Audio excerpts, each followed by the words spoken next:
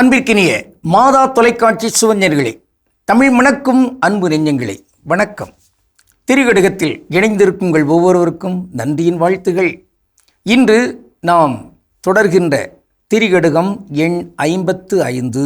இன்று 3ஆம் கருத்தினை பார்த்து நிறைவு செய்கின்றோம். என்னென்ன செய்திகள் அதில் இடம்பெறுகின்றன? இங்கு மூவர் ஒற்றர்களாக கருதப்படுவார்கள். யார் அந்த மூவர்?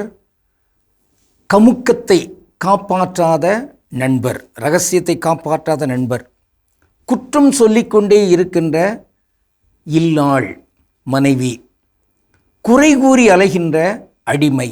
இந்த மூவருமே ஒற்றர்களாக இருந்து விடுவார்கள்.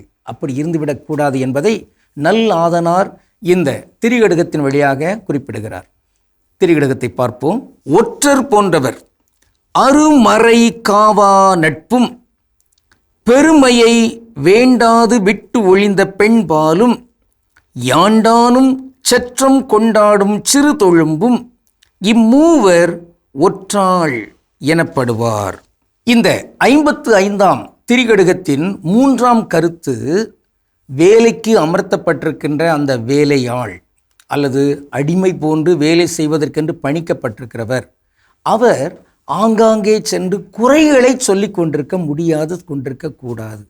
அப்படி அந்த அமைப்பின் அந்த தலைமையின் தொடர்பான அங்கு குறைகளை சொல்லுகிற தன்மை உடையவர். அவர் ஒரு ஒற்றர் என்று அழைக்கப்படுவார் என்று இந்த திரிகடுகம் நமக்கு சுட்டி காட்டுகிறது. ஆக பொதுவாகவே எவரும் எவரையும் பழி சொல்லி கொண்டிருக்க கூடாது. அன்னை மரியா சொல்வது உண்டு, நான் ஆண்டவரின் அடிமை, சொற்படியே நிகழட்டும். இதில் நான் வேறு யாரை வேறு எவரை குறை கூறி கொண்டிருப்பதில் எனக்கு நேரம் இருக்கிறது? இல்லை. வள்ளுவர் சொல்வார் ஒரு குறளிலே, பிறன் பழி கூறுவான் தம் பழியுள்ளும் திறன் தெரிந்து கூறப்படும். அதாவது அடுத்தவங்களை பழி சொல்லிகிட்டே இருக்காங்க பாருங்க. அப்படி பழி சொல்லி கொண்டிருக்கிறவர்கள் என்னென்ன வகைகளிலெல்லாம் அடுத்தவர்கள் மீது பழியை சுமத்தினார்களோ அந்த பழிகளுள் உயர்ந்த பழியாக அல்லது மிக மோசமான கடுமையான பழியாக இருக்கிறதோ அந்த பழித்தன்மையின் அடிப்படையில் இவர் ஒரு காலத்தில் அங்கு சுட்டி காட்டப்படுவார் அல்லது அதனுடைய வலித்துயரை அவர் அடைவார். அது அவர் மீது சுமத்தப்படும் என்பதாக பொய்யாமொழி புலவர் கூறுகிறார்.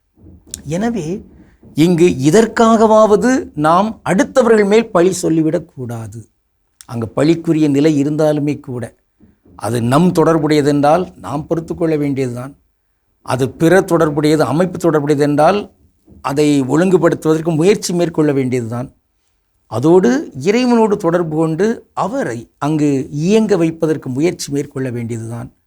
எல்லாவற்றிற்கும் மேலாக நம்முடைய அன்பின் மிகுதியினால், நம்முடைய இந்த ஒரு தியாகத்தின் விளைச்சலினால் அவர் ஒருவேளை அதை மதிக்க தெரிந்தவர் என்றால் அந்த அடிப்படையிலும் அவரை மீட்டெடுப்பதற்கு நமக்கு கடமை இருக்கிறது.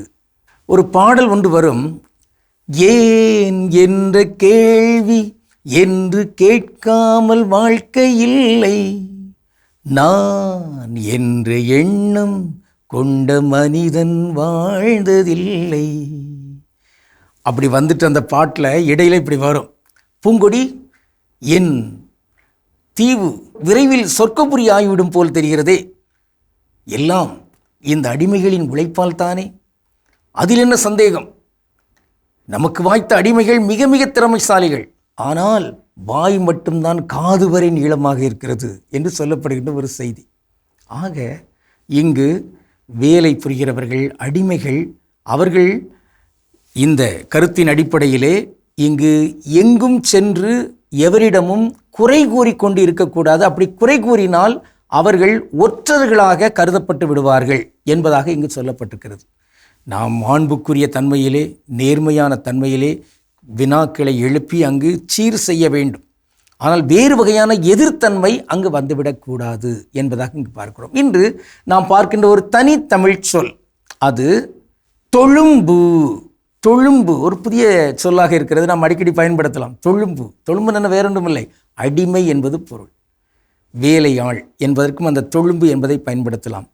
அதோடு உழவு தொழில், அதை நாம் தொழும்பு தொழில் என்றும் நாம் கூறலாம். தொழிலாளர் என்கிற சொல் இதிலிருந்து தான் வருவது போன்று தெரிகிறது. தொழுகை, இஸ்லாமியர்கள் எல்லாம் தொழுகை செய்கிறார்கள் பாருங்கள். ஆக அல்லாவுக்கு நாங்களெல்லாம் அடிமைகள், தொழும்புகள் என்கிற வகையிலே தொழுகை செய்தல், இவை எல்லாமே தனித்தமிழாகவே நாம் பார்க்கின்ற சொற்களாக இருக்கின்றன.